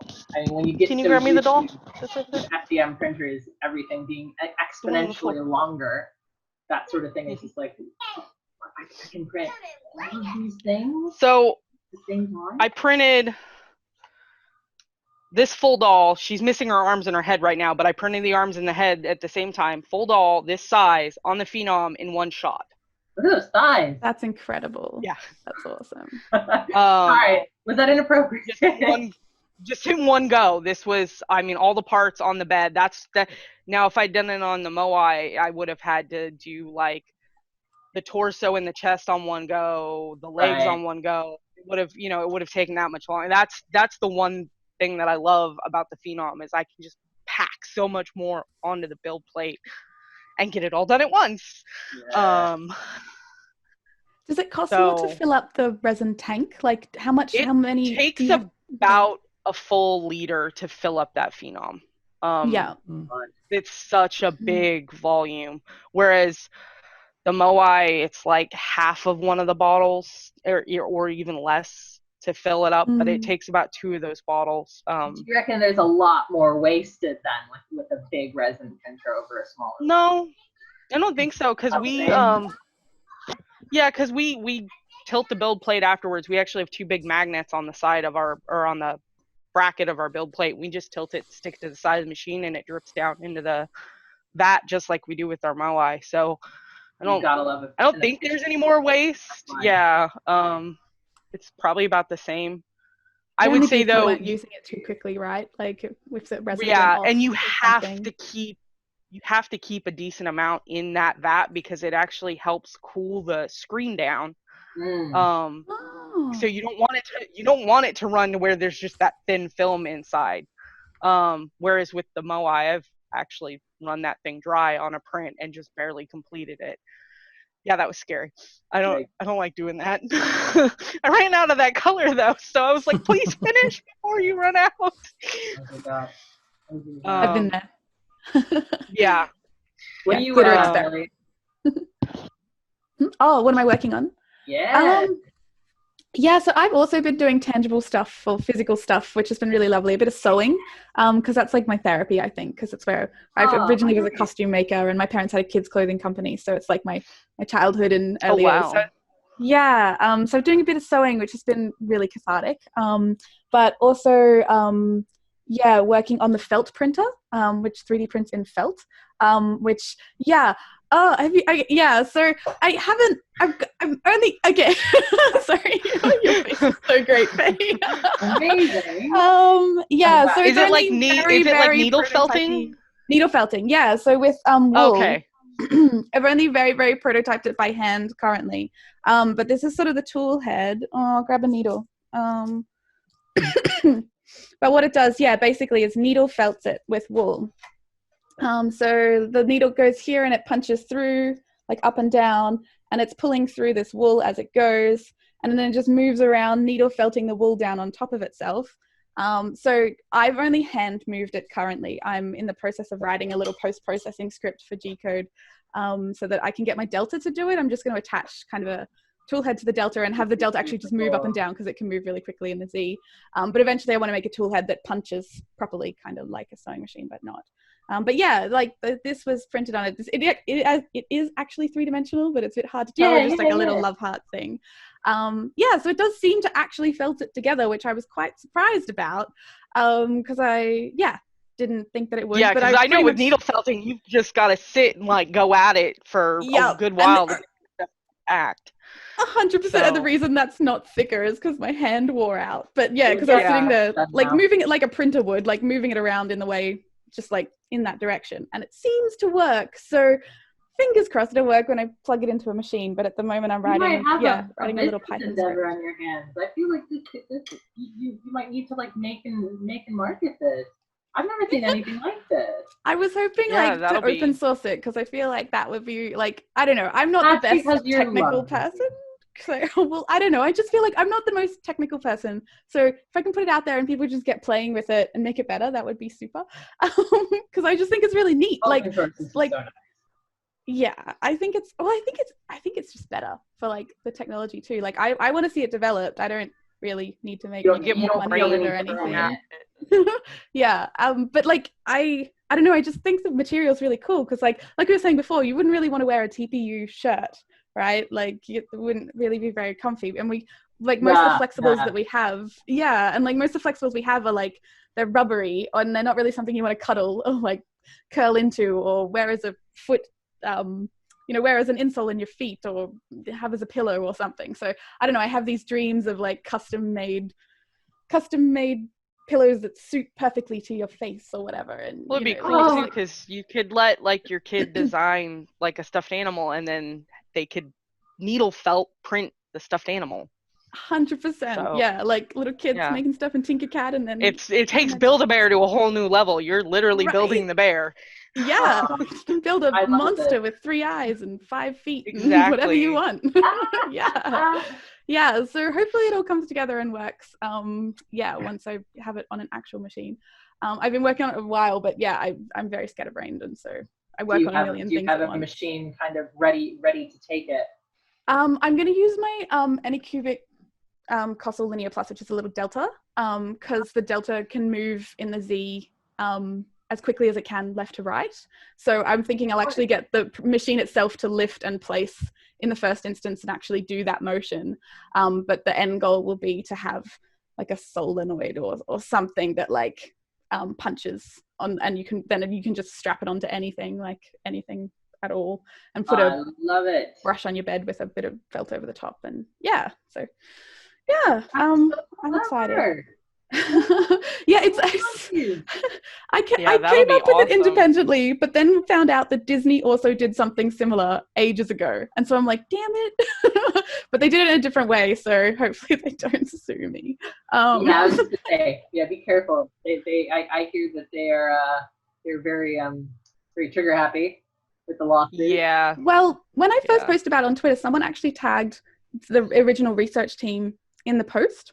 And they didn't say stop doing it. So I don't know. Well, if they haven't sent you a cease and desist yet. Right? Like part of me is like, don't they have to defend that? I don't know. Until they tell you to stop. That's kind of my thinking. And also I'm doing it in a really different way. Like they had like a cool little gear system that actually probably is kind of a better way of doing it. But I'm just going to get it working as like a really base prototype, and then we'll see how it goes if anyone else picks it up. But that's fun and exciting, and it's coding too, which I've only done a tiny bit of, but I always really enjoy it when I do it. I don't know why I put it off because I actually really, really like it. So it's good to get. Is your background more mechanical then? Nothing. It's arty, really, like designing. Oh, wow. So crafty. Like this is a lot of sewing stuff mostly. There's like boxes of fabric that way, and like lace up there. So I started my working career as a apprentice in a theatre company here in the wardrobe. So sewing is my thing originally, and I came into 3D printing through cosplay. Sort of cosplay and also Dungeons and Dragons. I was like, this would be great. That's legit. Which is like how most people I think start, or a lot of people at least. I think there's a reason why so many of us are genuine proper nerds. Like we are all. I was trying to build prototype or props for my dolls, and it was like we got sick of going through Shapeways and paying ridiculous prices and my husband was like, let's just buy our own. But what if you just and I thought they were still super expensive because like way back in the like early days with the wooden maker bots. I almost bought one when it was like $2,000, and we almost got a bunch of friends together and we were like, let's do it, let's buy a 3D printer, but didn't then. But then found out that Aldi, which is a grocery store here, sells them. I know Aldi. And I was like, what? Yeah. And they were like $400, and I was like, oh my god, I'm doing it. Somebody was talking, I feel like somebody was talking recently about the Aldi 3D printer, but I might be imagining that. I suddenly have this memory of like hearing about an Aldi 3D printer and being like, excuse me, what? That is a grocery store. They make a 3D printer. It's just a clone it's crazy. of the Monoprice Maker Select. There's a Monoprice Maker Select and Monoprice Mini. Oh, there's a few Monoprice Minis. I can't remember There's exactly a which couple model it Monoprice. is. Yeah, because I have the Mini and I have the Mini Delta, and they're both Monoprice. Yeah, it's one of their minis and the Maker Select. They sell both at different times. But yeah, it's kind of a rebranded version of that. Or maybe it's a Wanhao clone, but I think that's a clone of the Monoprice. So it's like a clone of a clone, but it works really well. It's a double clone, but it worked really, really well. And I was super impressed when I first played with it and just fell in love basically from day one. And yeah, that was a few years ago now. Yes.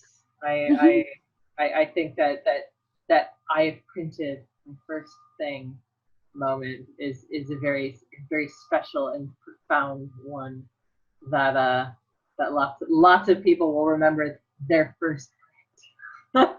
Yes, definitely. Could say obviously for most people it's a Banshee, but you know, like still. And the first one you designed too, like I feel like that's such a moment. It's like the first thing you've conceptualized and made. I was like, oh, that was so admittedly cool. I feel like every single thing that I design and print still feels like an incredibly magical thing, mostly because my 3D design experience and knowledge is for rendering.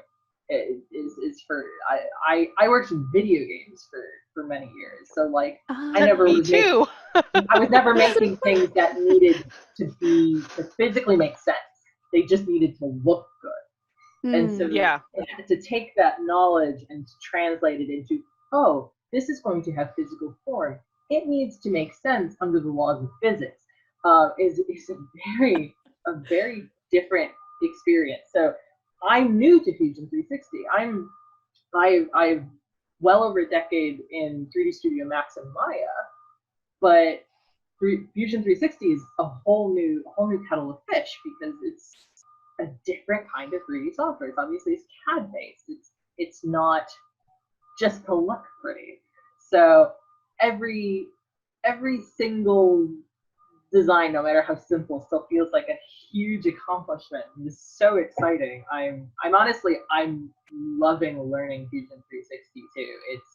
It's such an interesting bit of kit, and it feels so incredibly powerful if you know how to do it. I still feel like half the things I do is very much there's probably a better way to do that would take a fraction of the time, but I still got the results I want, so I'm just gonna roll with this. As long as you're getting to you're getting to point B, it doesn't matter. We're acquainted. Yeah. Yeah. I just don't know that I'm always getting there. Oh, I'm the same way. I've worked in because I went to school for computer and video game design. I worked in the video game industry on and off for years, and Me too. mostly do ZBrush stuff. I mostly did ZBrush stuff, and it's like I'm used to it now. But when I first got into doing the modeling and stuff, there's things you do when it's going to stay in a 3D space, like you said, that when you transfer it into a physical printed object, it just doesn't work anymore. So you have to kind of work around. Faster to think about. Yeah, you've got to work around and be like, oh yeah, physics are a thing that I have to remember exist. What and the ability to support structures, like yeah.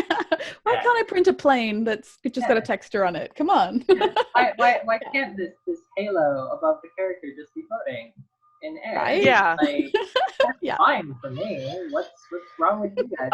Your laws of physics. Yeah, we've done a few of those where it's like how to figure out how to get the thing floating on a character, like on a doll, and I can't remember what it's actually called, but it's the filament you use for fiber optics. Oh, The yeah. super fine, like ultra tiny one. It's stiff enough at short enough Yeah, no, like that's Oh, you can make things work. that float. it holds it up. Yeah, because we've done halos for people's dolls, and they're like, well, how do I make it float? And I'm like, well, here's basically something that sits under the wig that has the filament that sticks out of it, and then you just attach the or the fiber optic to it. Yeah, I don't know if there is a name for that kind of, like, I know exact. I don't know if it's just called fiber optics, like if Yeah, there's a technical term for it. It's got. I swear it has an actual name that's not, but yeah, it works. It keeps it, and in photos you can't see it. Yeah, I imagine in photos it's very crispy. So yeah, so it's great, but yeah, it's definitely that I can do this in digital space and it works fine, but when I've got to take it out, physics has to be taken in. But that's the nice thing about 3D printer or the resin printers is I can do a little bit of physics bending and not have to worry about supports so much because of how it's printing. Oh God, I remember Bryce. Nice. I know Bryce. Sorry. Bryce 3D, yes. Jesus. Oh, it's been I'm old. I'm so old. No, it's okay. I don't think, I don't know. I was gonna say it's hard to tell people's ages by looking at them. Is Bryce even still around? I don't know. I haven't seen Bryce in at least a decade. But yeah, I also never used it much. I very much was team 3D Studio Max. Like as soon as I learned 3D Studio Max, I was like, this is my software. I am committed. I'm in a committed relationship with this software, and as I feel icky playing with other software. Of course, I still learned it, but it was always like whenever I was using mine, I was just like grumpy face. Why am I not in 3D Studio Max right now? But of course, ZBrush is like, I don't know. I honestly, I've lost the relationship metaphor here because ZBrush obviously plays nice with everyone. ZBrush has its moments. Yeah, like just mine. Defaults, like the default setup for that weird 2.5D thing. Like, why? No one uses you for that ZBrush. Like, why? Yeah. And then you're like, it has its weird hurdle at the beginning. It's like simultaneously. Well, and it is so powerful and so weird. Yeah, totally. Like Blender. Blender's similar in a lot of ways, but it's getting better. I think Blender. But yeah, weird. I think Blender they've definitely made some improvements. Really much. And I always feel a bit like dirty because like Blender is supposed to be the one like because it's free, is it not? Like Blender is an open source. Like use Blender. Blender is it's hard. Open source, Its learning curve is this. It's just straight. It's straight up. Still, I actually have to deliver some Blender workshops soon, and I still don't really know Blender, so I'm kind of freaking out because I have to learn in the next month and a bit how to do this basic thing in Blender. But so at least I have good motivation now, but I'm kind of terrified because Blender, I think I have heard a lot that 2.8, or is that the newest one? 2.8? The newest one is a lot better from a user interface perspective than it ever has been before. So what a 3D software program with garbage user interface.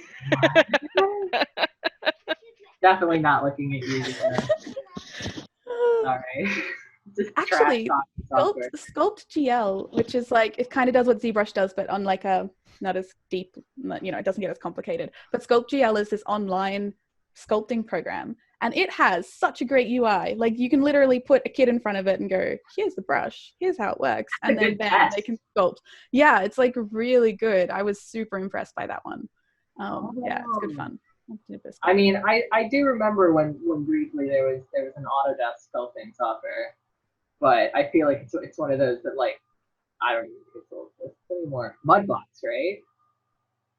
I think that's what it was. That rings a bell. Yeah. Yeah. Mudbox. Yeah. Mudbox. It was trying to compete with ZBrush. I just don't think it could keep Yeah, up. ZBrush was like, my toolkit is larger. I can do more things on toolkit. Yeah. And Mudbox was like, sorry guys, we got nothing. But I mean, I guess they decided to put their money elsewhere, and by elsewhere I mean buying up all the 3D software packages. Everything. Absolutely everything. Except for Cinema 4D, I think. I don't know, maybe they bought them. I don't know, they might. Have you checked this week? I haven't. This week. I've been busy painting tiny models of scantily clad women. Been too busy. But yeah, no, that sounds about right. Autodesk is a bit of a. Yeah, they own everything now, man. It just they even own Eagle 3D, the one for making PCB boards. Because my husband uses that all the time, and then one day he was like, Autodesk bought the Eagle 3D, or I think it's Eagle 3D, but it was whatever program that he was using to make PCB boards for some of the electronic stuff that we build. Dang. And he was like, why does Autodesk have to own everything? See, and I'm suddenly looking back on my younger self and feeling very glad that I didn't get the Autodesk logos tattooed on me like I was considering doing at some point.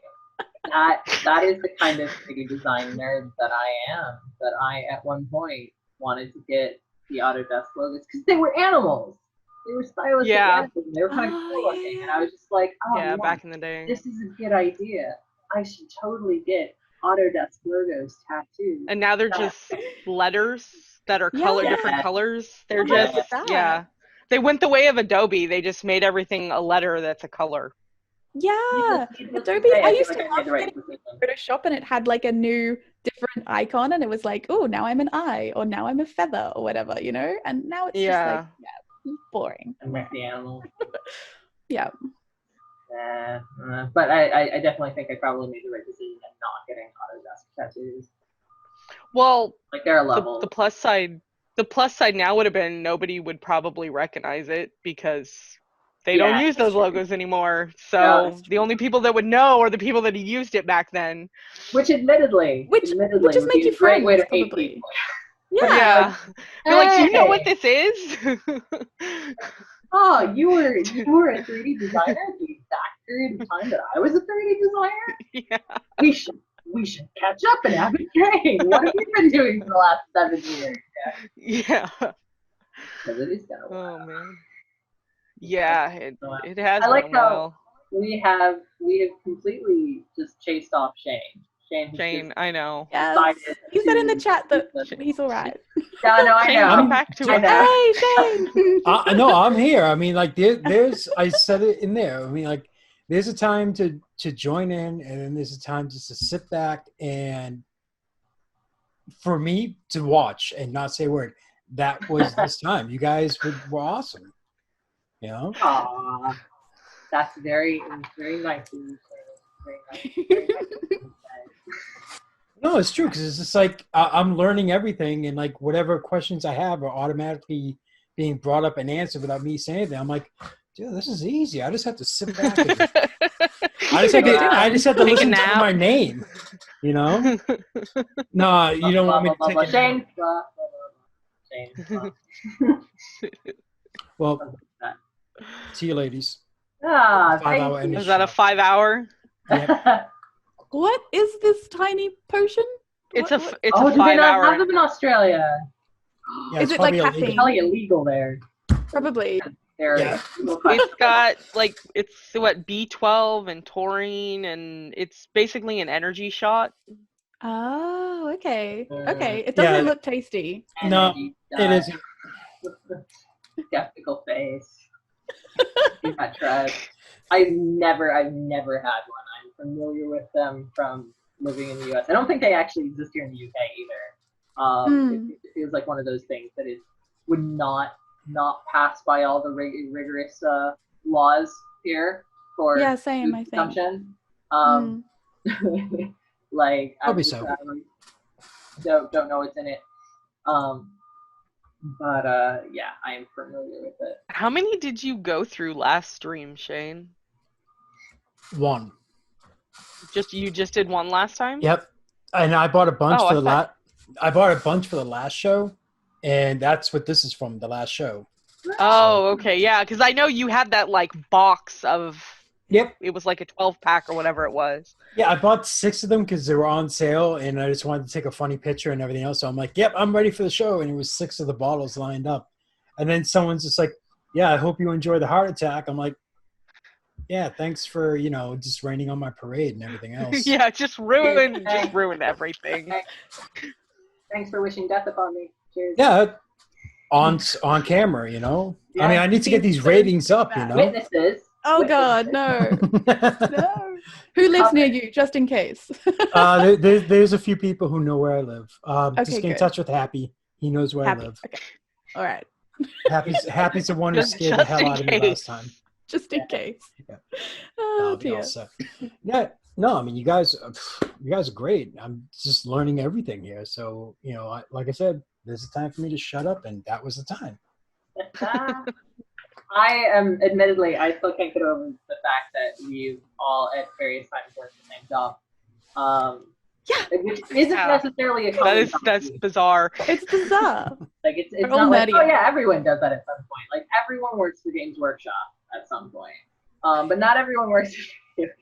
Making them, yeah. That's really crazy. Yeah, no, that's I'm definitely kind of like, this is good. I'm appreciating this. It's and you'll be surprised. I actually know 3 other women that are now into 3D printing. They're in the ball jointed doll community who also have either worked in or are currently working in the video game industry. Kudos to the ones. So apparently there's a lot of us worked in games. Sadly, I feel like the number of women who previously worked in games but no longer probably numbers. Yeah. So in fact, the robot doll that my daughter had is made by one of my friends who currently works in the industry, and she does 3D printed stuff for all her prototypes for her dolls are 3D printed, and then she casts them in resin. That's so cool. Yeah. Yeah. I do get a bit of casting. That's another thing that is very difficult to do in a small London apartment. But I received some excellent training back when I lived in the States from a friend of mine who now basically makes costumes for film. Which is cool, impressive. But we basically destroyed a garage, 2 actually, because we moved location at one point. But somewhere there are photos of me covered in gypsum cement because I did a cast of like a full body. To do armor. Okay, yeah.